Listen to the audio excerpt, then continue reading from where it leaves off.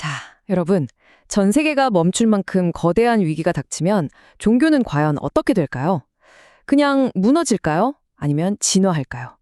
오늘 우리가 다뤄볼 이 흥미로운 해설 자료에서는 개혁주의 청교도라는 아주 독특한 시각이 담긴 문헌을 통해 이 질문에 대한 답을 찾아보려 합니다.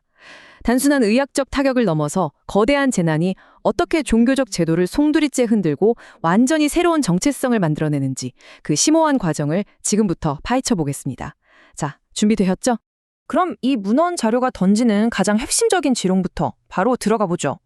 팬데믹이 정말로 한 종교 전체를 완전히 재편할 수 있을까요? 이 질문에 답하기 위해 우리는 역사상 가장 큰 충격을 주었던 두 가지 전염병의 사례를 들여다볼 겁니다. 눈에 보이지 않는 바이러스가 수백 년 된 단단한 교회의 근간을 흔들고 사람들의 가치관을 바꾸고 결국 새로운 영적 생태계를 만들어내는 그 역동적인 변화의 과정을 저와 함께 하나하나 추적해 보겠습니다.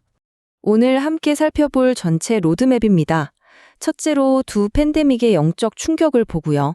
둘째로 중세 흑사병과 종교개혁, 셋째로 코로나로 인해 흩어지는 교회, 넷째로 재난이 남긴 공통 교훈, 마지막으로 일상의 거룩함인 코람데오까지 쭉 한번 따라가 보겠습니다. 먼저 첫 번째 섹션입니다. 1. 두 팬데믹의 영적 충격입니다. 이 문헌의 시각은 아주 흥미롭습니다. 이 거대한 재난들을 단순히 운이 나빠서 일어난 비극이다 이렇게 보지 않아요. 특정 개혁주의 청교도의 렌즈를 통해서 이걸 교회의 정조를 완전히 새롭게 다지는 엄청난 촉매제로 보고 있습니다. 그러니까 불순물을 확 태워버리는 뜨거운 용광로와 같다는 거죠. 위기의 형태를 띠고 찾아왔지만 결과적으로는 교회가 진정으로 가져야 할 본질적인 정체성을 다시금 단련하고 변화시키는 강력한 과정이었다고 아주 냉철하게 분석하고 있습니다. 두 번째 섹션, 중세 흑사병과 종교개혁으로 넘어가 보죠. 자, 14세기 유럽의 그 어둡고 끔찍했던 거리로 한번 가볼까요? 흑사병이라는 엄청난 공포가 덮치니까 사람들이 말 그대로 패닉에 빠졌습니다. 눈앞에서 가족들이 쓰러져 가니까 살기 위해서 막 발버둥을 치게 되죠. 그 결과 등장한 게 바로 이 채찍질 고향단 같은 극단적인 신비주의 집단이었습니다. 스스로 막 채찍질을 하면서 신의 분노를 달래보려고 했던 이 기괴한 움직임들은 당시 사람들이 얼마나 깊은 영적 절망과 맹목적인 공포에 사로잡혀 있었는지를 아주 리얼하게 보여줍니다. 근데 참 신기하게도 미신만 퍼진 건 아니었습니다.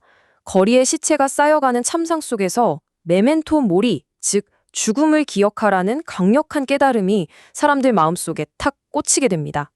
사람들은 깨달은 거예요. 사제들도 병에 걸려 죽고 도망가니까 이제 사제들한테 내 구원을 기댈 수 없구나. 나를 대신에 기도해줄 사람이 아무도 없다는 그 서늘한 절망감이 오히려 신 앞에 나 혼자 아무 매개 없이 딱 서야 한다는 엄청난 영적 각성으로 이어진 겁니다. 그리고 이게 완벽한 도미노 효과를 일으킵니다.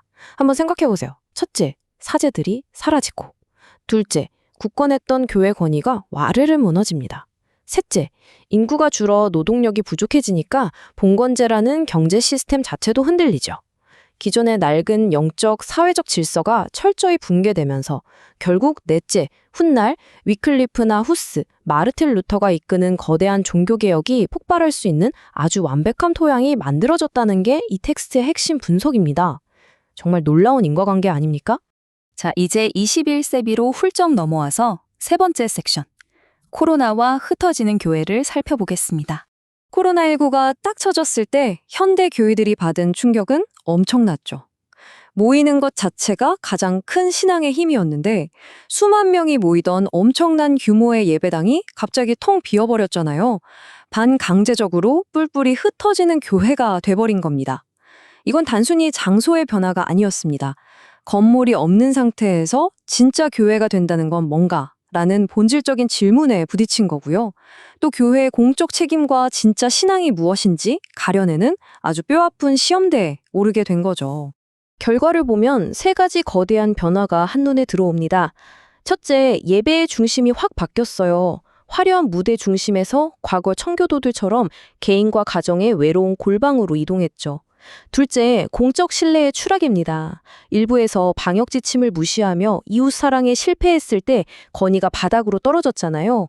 그리고 셋째, 이 부분이 가장 중요한데 누가 지켜보지 않는 비대면 환경이 역설적으로 진짜 신앙을 지키는 사람과 아닌 사람의 민낯을 드러내버린 겁니다. 원문의 이 시기를 진짜와 가짜를 구별해내는 영적 양극화의 선을 긋는 시기였다고 아주 냉철하게 짚어냅니다. 네 번째 섹션. 그렇다면 이 두 재난이 남긴 공통 교훈은 뭘까요? 수백 년의 시간차가 있는데도 진짜 소름 돋게 똑같은 패턴이 하나 나옵니다. 14세기의 흑사병이 거대한 교회가 그리고 사제들이 우리를 지켜줄 거다라는 중세인들의 거대한 종교적 오만을 완전히 산산조각 냈다면 21세기의 코로나19는 어땠나요? 첨단 의학과 기술이 모든 걸 통제할 수 있다고 믿었던 현대인들의 과학적 오만을 납작하게 눌러버렸죠. 결국 거대한 질병 앞에서 시대는 달라도 인간의 교만함이 꺾인다는 그 본질적 패턴은 완벽하게 똑같았다는 겁니다. 게다가 이 두 위기 모두 불필요한 껍데기들을 싹 다 불태워버리고 예배의 순수성으로 강제 회귀시켰습니다. 중세시대에 비대해진 형식주의가 흑사병으로 씻겨 나갔던 것처럼요. 현대에 와서는 교회를 꽉 채우고 있던 수많은 화려한 프로그램들, 그리고 그 밑바닥에 깔려있던 물질주의의 거품이 코로나 때문에 한순간에 거쳐버린 겁니다.